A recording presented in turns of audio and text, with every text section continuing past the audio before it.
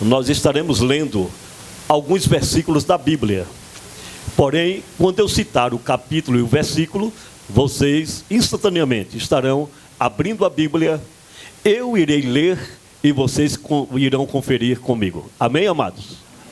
Mas não deixe a sua Bíblia fechada. Quando eu citar o capítulo e o versículo, você vai abrir comigo. Êxodo, capítulo 24, versículo 1 em diante. Quem encontrou pode dizer amém.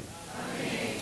Disse também Deus a Moisés: sobe ao Senhor, tu e Arão e Nadab e Abiú, e 70 dos anciãos de Israel, e adorai de longe. Diga, adorai de longe.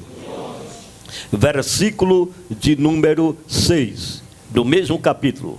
E Moisés tomou a metade do sangue e o pôs em bacias, e a outra metade aspergiu sobre o altar. E tomou o livro da aliança e leu diante do povo. E eles disseram: tudo o que falou o Senhor faremos e obedeceremos. Então Moisés tomou aquele sangue e o derramou, aspergiu sobre o povo e disse: eis aqui o sangue da aliança que o Senhor fez convosco a respeito de todas estas palavras.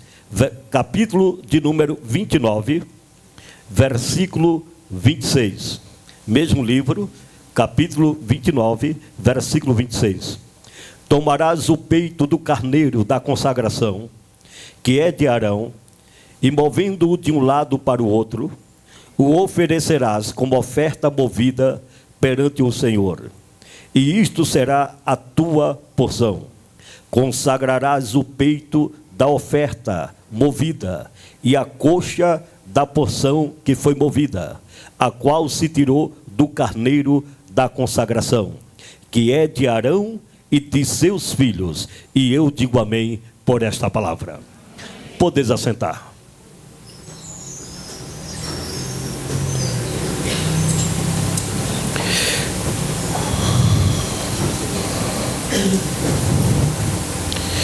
A mensagem do cristianismo sempre esteve associada ao derramamento do sangue. No capítulo de número 24, versículo 1 e 2 do livro de Êxodo, Deus disse a Moisés: chama teu irmão Arão, Nadab e Abiú, os filhos de Arão, e 70 anciãos, para que subam até a mim, mas que adore de longe.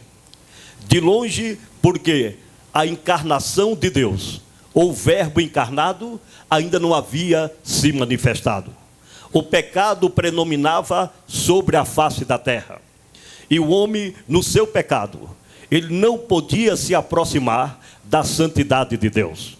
Então Deus abriu um parênteses e, pela sua justiça, associada à sua misericórdia, ainda deixava o seu povo lhe adorar, mas com uma observação: adore de longe.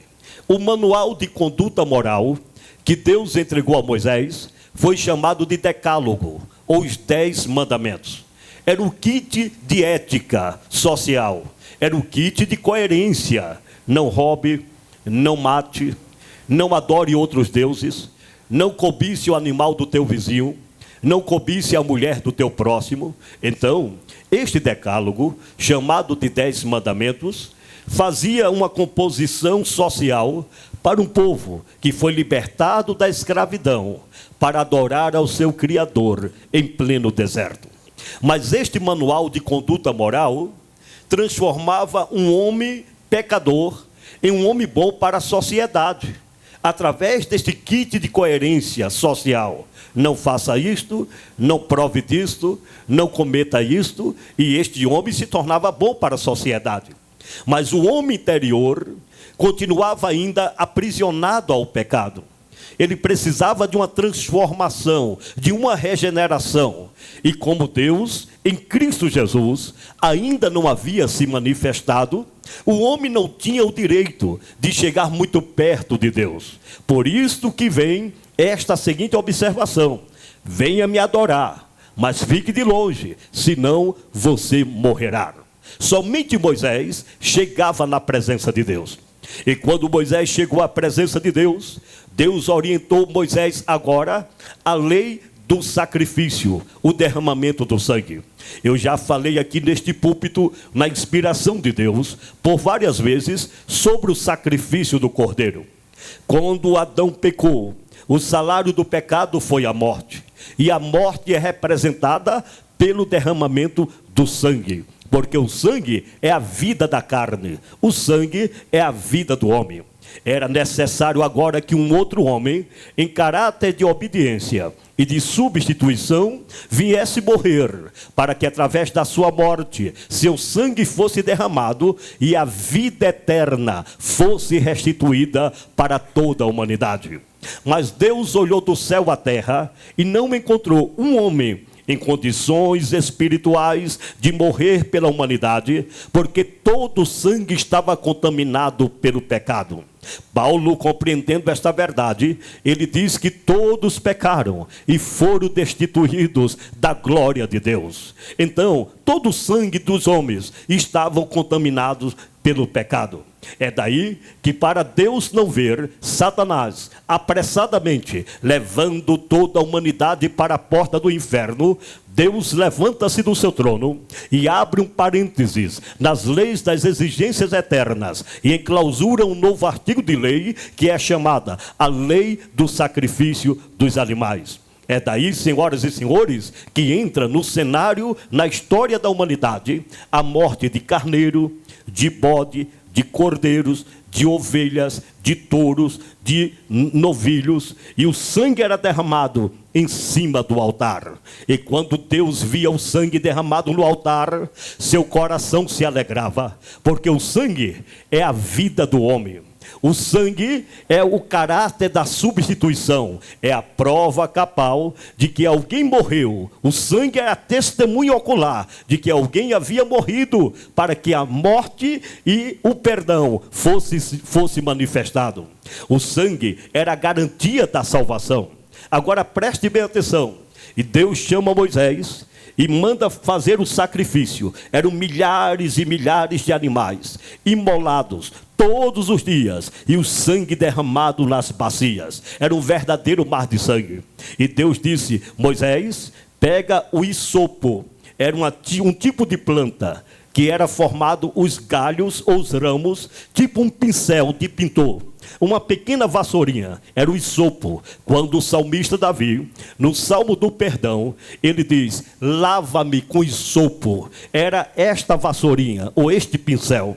Então Deus disse a Moisés: pega o hisopo e molha na bacia, e o sangue você vai aspergir todo o povo. Agora, como havia 3 milhões de pessoas em trânsito pelo deserto, indo para a terra prometida, a terra de Canaã, seria impossível Moisés sozinho, com aquelas fileiras de milhões de pessoas, para aspergir o sangue em toda a população, em toda a comunidade.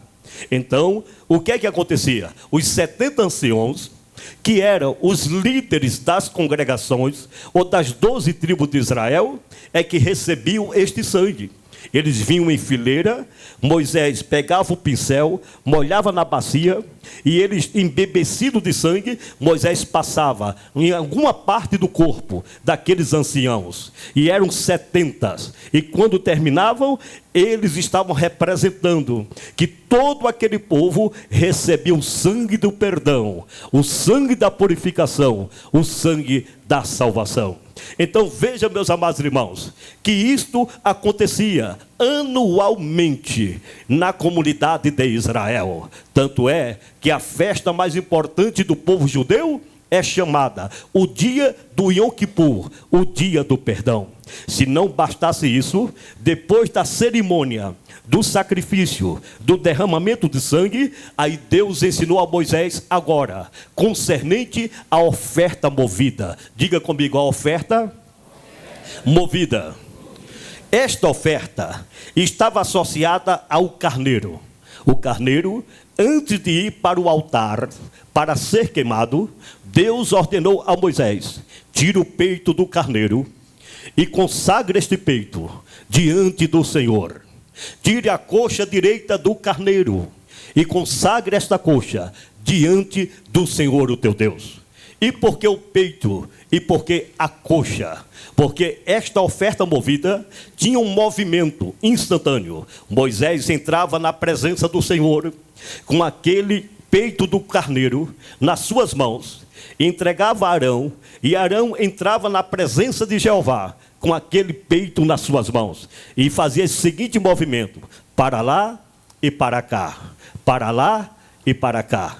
Este movimento designava a oferta movida do Senhor. O peito representava o coração.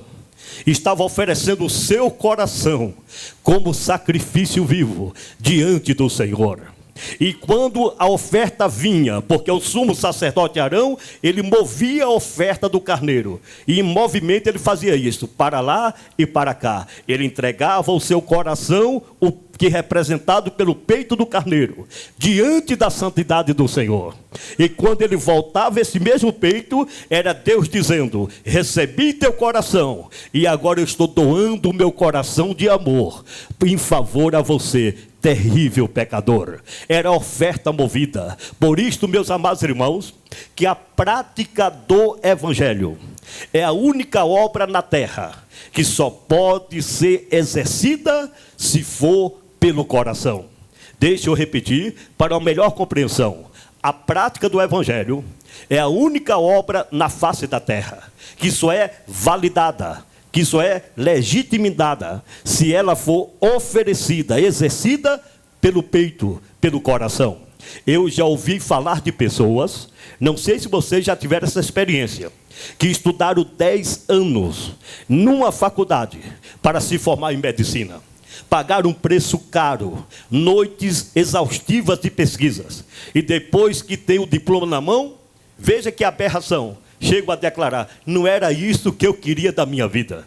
Eu já conheci fatos de pessoas que passaram 5, 6 anos estudando engenharia, direito, advocacia, medicina, tantas e tantas profissões, e depois de formado, vai exercer essa função, essa profissão, mas descobre: não era isso que eu queria da minha vida.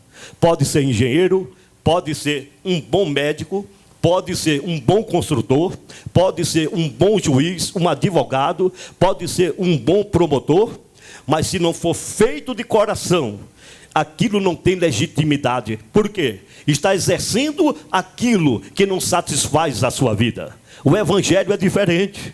O Evangelho é a única obra na face da terra que você quer queira ou quer não, ela só tem sucesso, ela só tem crescimento. Esta obra só tem maturidade, só agrega alguma coisa se for feita de coração. É por isso que Jesus Cristo disse para os seus discípulos: amai ao Senhor o teu Deus de todo o vosso coração. Pela metade do coração, sim ou não? Com um pedaço do coração, sim ou não? Com uma parte do coração, sim ou não? De todo, com toda a tua alma, com todas as tuas forças e com todo o teu entendimento. O Evangelho, meus amados irmãos, é a única coisa na terra que só é válido se tiver o seu coração. Porque Jesus Cristo fez uma obra de coração.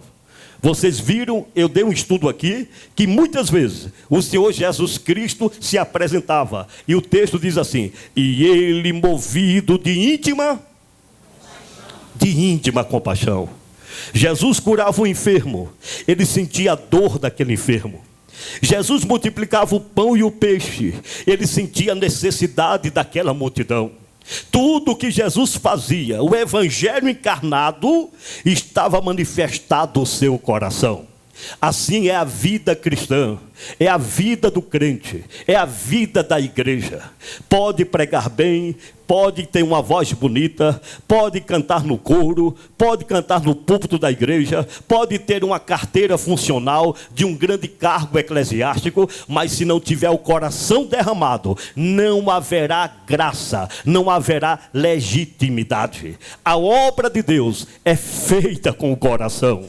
A obra de Deus é feita com o peito que está lá dentro, ardendo e se alegrando e dizendo: venha o que vier, dê no que vier, mas eu estou aqui para adorar o Senhor com meu coração e glorificar o nome de Jesus. Coração firme. Abra sua Bíblia no Salmo de número 57. Rapidinho. Salmo 57, versículo de número 7. Salmo 57, versículo 7. Mas vamos ler do versículo 1. Tem misericórdia de mim, ó Deus. Tem misericórdia, pois em ti a minha alma se refugia. À sombra das tuas asas eu me abrigo, até que passem as calamidades. Clamarei ao Deus Altíssimo, ao Deus que por mim tudo faz. Ele dos céus me envia o socorro e me livra. Cobre de vergonha os que me ferem. Envia a sua misericórdia e a sua fidelidade. Ache-se a minha alma entre os leões, ávidos de devorar os filhos dos homens. Lanças e flechas são os seus dentes, espada afiada a sua língua. Mas tu, ó Senhor, seja exaltado acima dos céus, e em toda a terra esplenda a tua glória. Armaram rede aos meus passos, a minha alma está abatida. Abriram a cova diante de mim, mas eles mesmos cairão nela. Firme está o meu coração, ó Deus, o meu coração está firme. Levante a sua mão direita comigo, diga no versículo 7: firme está o meu coração. Ó Deus, o meu coração está firme. Cantarei e entoarei louvores. Desperta, ó minha alma, desperta a lira e a harpa, porque eu quero acordar à madrugada. Redentei graças aos povos, cantar-te-ei louvores entre as nações, pois a tua misericórdia se eleva até os céus, e a tua fidelidade até as nuvens. Sê exaltado, ó Deus, acima dos céus, e em toda a terra esplenda a tua glória. Preste bem atenção. Este capítulo, ou este número de salmos, começa com perseguição, começa com calamidades, começa com problemas, começa com covas abertas, começa com portas de emprego fechadas, começa com ameaça de emprego, de desemprego na empresa, começa com ameaça de fechar as portas do comércio. E este salmista, ele mesmo no meio de calamidade, no meio de tanta tristeza, de tanta aflição, de tanta angústia, no meio de tantas ameaças, de problemas e de dificuldades, ele declara: firme está o meu coração, e eu te louvarei. E ele diz: desperta a minha alma. Acorda minha alma, acorda a lira, acorda a guitarra, acorda o teclado, acorda a bateria, acorda a flauta, porque pela madrugada eu te buscarei e te louvarei. Levante a mão e glorifique o nome do Senhor. A obra do Evangelho é necessário estar com o coração firme no Senhor, firme para cantar, firme para adorar, firme para louvar o santo nome de Jesus. Quem está entendendo esta palavra? O meu coração está firme. Versículo 7. Ó Deus, o meu coração está firme. Cantarei louvores e entoarei louvores a ti. Salmo 81. O meu coração, ele é teimoso. Salmo 81. Cantai de júbilos a Deus, força nossa. Celebrai ao Deus de Jacó. Salmodiai e fazei soar o tamboril, a suave harpa com saltério. Tocai a trombeta na festa da lua nova, na lua cheia, dia da nossa festa. É preceito para Israel, é prescrição do Deus de Jacó. Ele o ordenou como lei a José, ao sair contra a terra do Egito. Ouço uma linguagem que eu não conhecera. E Deus dizia: livrei os seus ombros do peso, e as suas mãos foram livres dos cestos. Clamaste na angústia, e te livrei. Do recôndito do trovão, em cima dos montes, eu te respondi, e te provei, junto às águas de Meribá. Ouve, povo meu, quero exortar-te, ó Israel, se tu me escutastes, não haja no meio de ti Deus alheio, nem te prostres antes Deus estranho. Eu sou o Senhor teu Deus, que te tirei da terra do Egito. Abre bem a tua boca, que eu encherei. Mas o meu povo não me quis escutar a voz, e Israel não me atendeu. Assim, deixei Israel andar na teimosia do seu. Siga então seus próprios conselhos. Se o meu povo me escutasse, se Israel andasse nos meus caminhos, eu de pronto lhe abateria o inimigo e deitaria a mão contra os seus adversários, os que aborrecem ao Senhor, e lhe submete. Isto duraria para sempre. Eu o sustentaria com trigo mais fino e o saciaria com mel que escorre da rocha. Aqui o salmista apresenta a queixa do Senhor contra o coração do povo. Era um coração teimoso, era um coração que não prosperava, porque não honrava ao seu Deus, o Deus de Israel. Era um coração que era abatido pelos seus adversários, porque não se prostrava de louvor e de glorificação ao seu Criador. Era um coração obstinado, formalista e teimoso. Por isso que não provava da terra que manava leite e mel, e não tinha o trigo fino prometido pelo Senhor. Meus amados irmãos, quantos crentes e famílias de crentes sofrendo dentro das igrejas. E às vezes a gente ora, jejua, intercede. E porque Deus não resolve os problemas? Porque o coração é teimoso. O coração é obstinado. Eu não sou nenhum débil mental para generalizar. O sofrimento é multifatorial. Existem pessoas que sofrem de forma involuntária. Sofre por causa da adversidade da vida. Uma doença inesperada, um acidente inesperado, um problema que não esperava. Isso são sofrimentos involuntários. Mas a maioria dos problemas dos crentes, dos sofrimentos dos irmãos dentro das igrejas, se eles são participantes desses sofrimentos, porque não se entregam completamente ao Senhor. Nunca se viu uma geração de evangélicos, de crentes, tão ingratos para com Deus do que esta geração odierna. Eu tenho pregado quase toda semana em igrejas em Brasília, e eu fico admirado quando eu vejo a placa de culto e o horário no meio de semana, 8 às 9, 1 hora de culto. Eu fico admirado quando eu saio de Valparaíso com tanta dedicação, com tanta inspiração de Deus para pregar, e vejo 5 crentes na igreja, no contorno de Brasília, no entorno de Brasília. E eu fico pensando, não é o emprego, não é a faculdade, não é o trabalho, não é o trânsito que está congestionado. Não, irmãos, é o fogo da adoração. Está faltando o peito do carneiro, a entrega do coração para adorar ao Senhor. Vivemos em um estado capitalista. Brasília é o coração do capitalismo do Brasil, onde só fala em milhões, onde só fala em status social, onde só fala em carros importados, onde só fala em mansões com piscina e churrasqueira, onde só fala em dinheiro. E os crentes estão indo nesta onda do capitalismo. Eles têm tempo para tudo, eles têm tempo para trabalhar, eles têm tempo para ganhar dinheiro, eles têm tempo para passear, eles têm tempo para o churrasco, eles têm tempo para a piscina e para a praia. Mas quando é para Deus, é sempre um argumento, é sempre uma dificuldade, é sempre um pretexto. E as igrejas estão se esvaziando dia após dia, porque está faltando o peito do carneiro em cima do altar. Quando existe um coração ligado a Deus, quando existe um coração compenetrado com a graça de Deus, não tem problema com dinheiro ou sem dinheiro, com emprego ou sem emprego, na saúde ou na dor, de carro novo ou de bicicleta, morando no condomínio fechado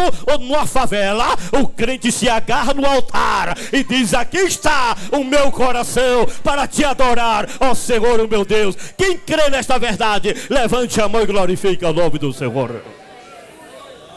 Diga: coração teimoso. Diga: coração obstinado.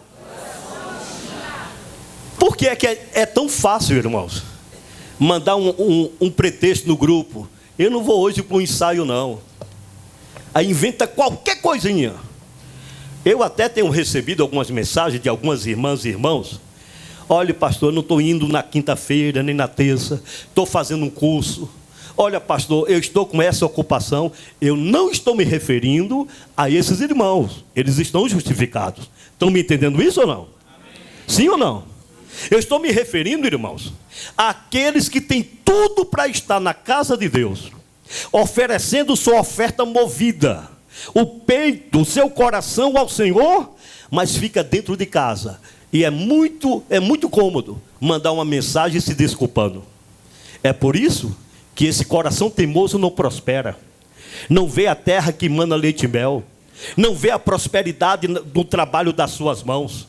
Não vê lograr êxito naquilo que ele ou ela faz. Por quê? Seu coração é teimoso, é obstinado. Eu trabalhei no norte dos Estados Unidos. A irmã Suzana sempre... o meu trabalho sempre foi o púlpito.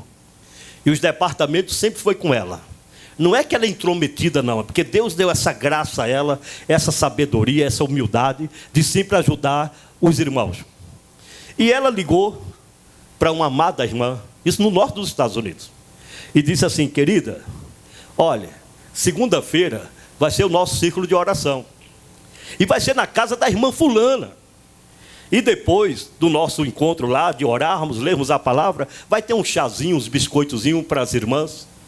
E a bendita da irmã, ela respondeu assim: ah, irmã Suzana, por que a senhora não fala com o pastor para mudar esse dia? É o único dia que eu tenho de folga para tomar conta das minhas coisas. E tem mais, eu comprei um vestido no Walmart e eu só tenho a segunda-feira para ir trocar o vestido. A senhora fale com o pastor para trocar esse dia, por favor.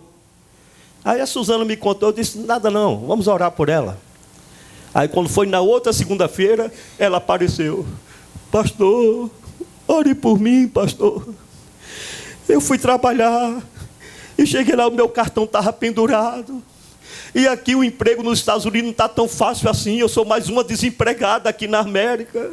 E eu cá comigo, eu dizia assim: não é isso que você queria? Você não queria dia para trocar o vestido? Agora você tem segunda, terça, quarta, quinta, sexta, sábado, domingo e ainda outra segunda para trocar vestido no Walmart. Vocês estão entendendo isso ou não, irmãos? Irmãos, eu não sei o que está acontecendo com essa geração de crentes que pensa que Deus é um boneco, uma marionete que a gente manipula e brinca a hora que quer. A gente não dá satisfação, não tem prioridade para as coisas de Deus. Agora, quando chega a doença, quando chega o aperto, quando chega a crise, aí no instante acerta o caminho da igreja. Coração teimoso. É uma oferta que Deus não pode receber. Meu irmão, minha irmã, eu não estou rogando praga em seu ninguém. Eu estou aqui como homem de Deus. Mas pelo amor de Deus, igreja de Valparaíso, não espere uma porta se fechar para você ter prazer para adorar ao teu Deus, não. Não espere um balão de oxigênio de um lado e outro do outro lado no hospital e você preso lá para poder dar glória a Deus e se lembrar da igreja, não. Aproveita agora que está tudo bem na tua vida. Tira o teu peito, o teu coração e entrega como oferta movida no altar do Senhor. Quem está entendendo esta palavra, levante a mão e glorifique o nome de Jesus. Aleluia, aleluia, aleluia, glória a Deus. Não tem uma irmã aqui, olha aqui para mim, não tem uma irmã aqui, não tem um irmão que falte no culto na quinta ou no domingo, para no outro dia eu perguntar: irmã, paz do Senhor, irmão, paz do Senhor, não veio ontem? Eu quero saber qual é o problema.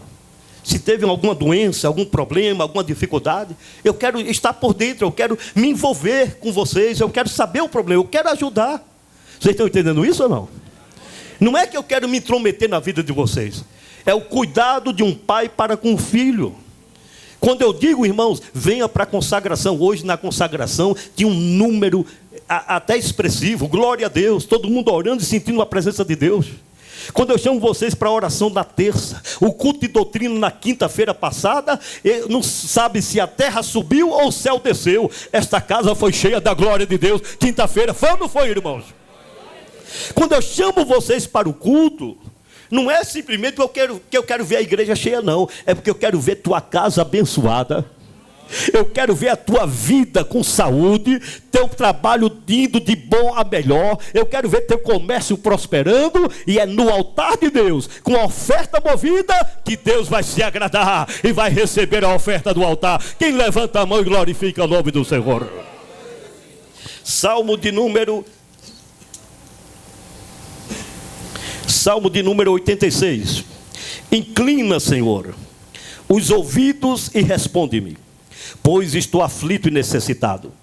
Preserva a minha alma, pois eu sou piedoso. Tu, ó Deus meu, salva o teu servo, que em ti confia.